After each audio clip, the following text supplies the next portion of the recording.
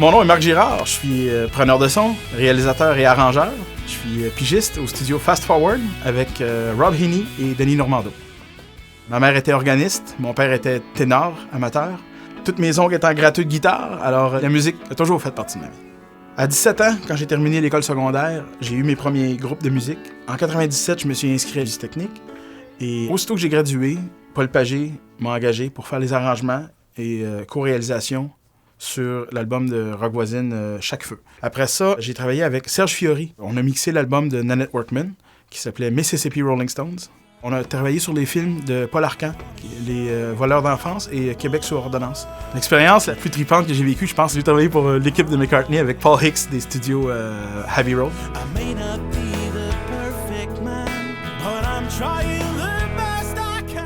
Le métier de réalisateur, c'est faire en sorte de prendre une chanson puis de la produire complètement.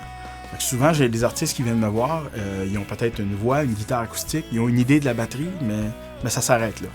Mon métier, moi, c'est de prendre le diamant brut puis de le polir. Alors, je vais m'arranger pour faire les pistes de batterie, je vais m'arranger pour faire la basse, les guitares électriques, s'assurer de faire une chanson complète, un arrangement complet. Il faut pouvoir sentir l'artiste et livrer qu'est-ce qu'il veut entendre dans son produit final.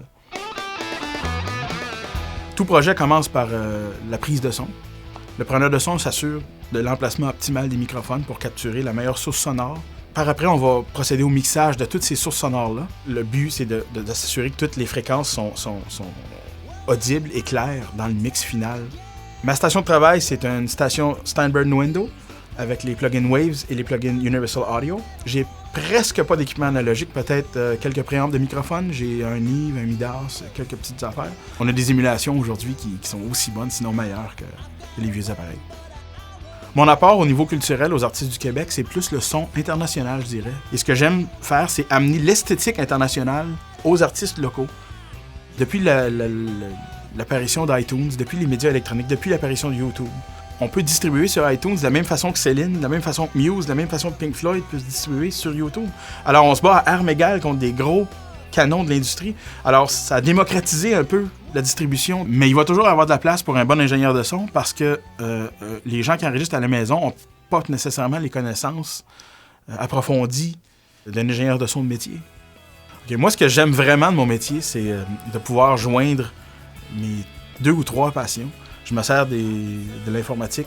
J'adore être créatif, de pouvoir contribuer à une chanson d'un artiste. Et en plus, j'aime vraiment faire du son. Alors, combiner ces 3 passions-là ensemble, pour moi, c'est ma vie. C'est extraordinaire. Je suis chanceux de pouvoir vivre ça tous les jours.